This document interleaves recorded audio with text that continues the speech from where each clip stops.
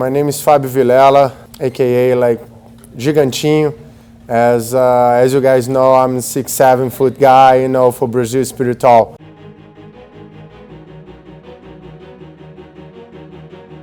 I started training with Master Carlos Gracie Jr. all the way in Brazil, and I moved to United States in 2004.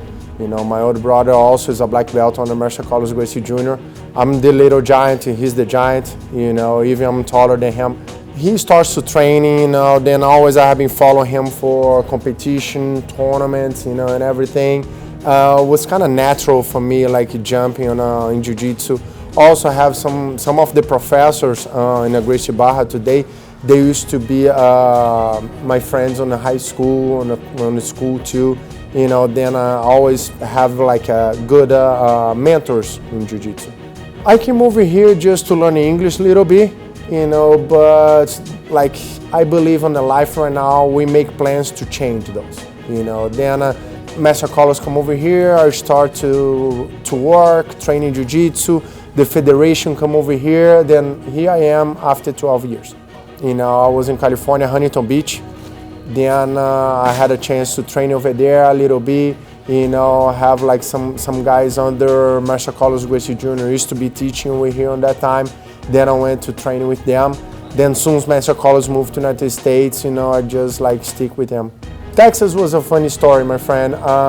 Master Carlos, I have a lunch with Master Carlos, and he asked me what's my dream. I say I just want to have my school, be able to give a good, comfortable life to my family. Then Master Carlos, okay, find a state and go there to open a school over there for yourself. Then I was looking around, I decided to go to Colorado. But then he told me, my professor, Marcio, he had a project here in Texas, and also have Professor Draculino here in Texas. He's my professor also too. Then I decided to follow them and start the whole project here in Austin. I was part of the first Gracie Barra in California, the one in Lake Forest. Then we opened Irvine. I helped Professor Piano in Gracie Barra Santa Ana. And I saw what they're looking for, what they did, and avoid to make the same mistakes we made over there, Then we come over here, I helped to build the Gracie Barra North Austin first. It was the first one open here in Austin with Professor Marcio. Then we opened Cedar Park, and I helped Professor Marcio to open the one in South Austin too. We have Professor Dungy. That's one of my coaches back in the day. I have him like as a real brother. I know him like even before I started doing Jiu-Jitsu. We used to be studying in the same school. Professor Dungy all the way in South Austin. We have Professor Ricardo all the way in North Austin location. Also we have Gracie Barra Lakeway and myself here in the Cedar Park. Somebody walking here with like a goal, but also with a lot of concerns about what they're gonna face with, what they're gonna do, did they gonna get hurt, did they gonna feel uncomfortable. Then always I try to make them feel the most comfortable as possible. And my biggest concern is make sure we're not gonna have any injury. I wanna make sure everybody will be safe, happy, and keep the best friendly and family vibes possible here. Internet is a great tool to the people find out the great instructors and okay instructors, okay? Whoever have history in Jiu-Jitsu, whoever doesn't, and try to find out, I think one of the most important things, is find out the lineage, the legacy. Who is the instructor, who is the master, what the instructor has been doing, I don't believe you have to be world champion to be a great instructor, but you have to spend time on a mat as a world champion to be a great instructor. We have been seeing today a lot of people, a lot of controversies about people getting a blue belt by mail, being promoted so easy, or like UFC fighters being a black belt in Jiu-Jitsu, never wearing gi before. And those things, it's self-promotion, on my personal opinion, okay? Here at my school, I really care about the promotion, okay? I really care about the guy gonna understand the philosophy we have behind the martial art, okay? But people always have been talk about some techniques like berimbolo, 50-50. I think everything's good for the sport. You know, somebody coming up with that and giving each other a hard time is because they need to study more, they need to understand more what happened. Whenever I start to doing jiu-jitsu, okay, I have some guys, I have been fighting for the entire life. You know, blue belt, purple belt, brown belt, black belt. Of course, whenever you reach a black belt, have some guys on a black belt, they're already black belt when I used to be a blue belt. They used to be kind of idols for me, you know. Then it's a great to be able to fight them. And in jiu-jitsu, we don't have to hate each other.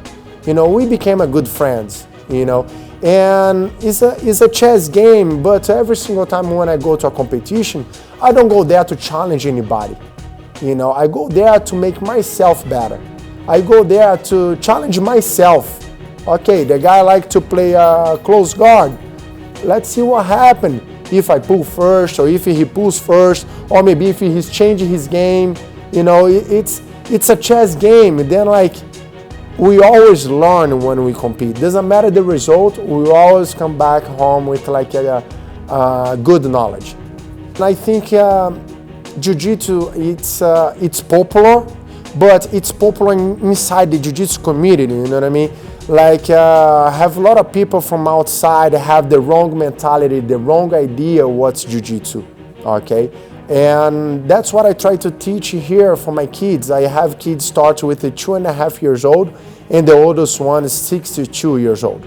Okay, jiu-jitsu is for everyone. People has been trying to focus too much on the competition, but jiu-jitsu is not only tournaments. Okay, jiu-jitsu is the whole lifestyle. That's what I try to do here. Here in my school, we don't have the vibe like who is the toughest one. Okay, here in my school, we always helping each other. We build like a brotherhood inside here, and that's what I'm proud with. What I think, my way to training, I have more experience than my students.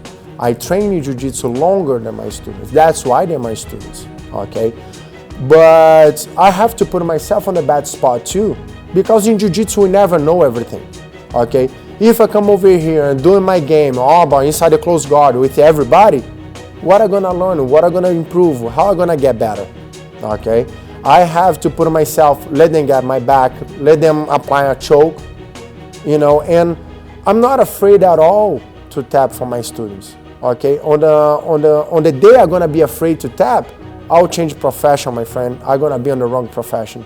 You know, I leave the ego totally outside, and I let them do, I let them practice, you know, go to my arm, then I'm gonna try to escape. If I don't escape, I just tap. You have to practice your escapes too. You have to practice. A lot of people focus on takedowns, sweeps, armbars, how to apply, how to do, but the escapes from like side control, mount, back control, escape from armbar, from chokes, triangles, omoplatas, etc. You know, we have a lot of things to do it, you know, and we always have something to practice a little bit more.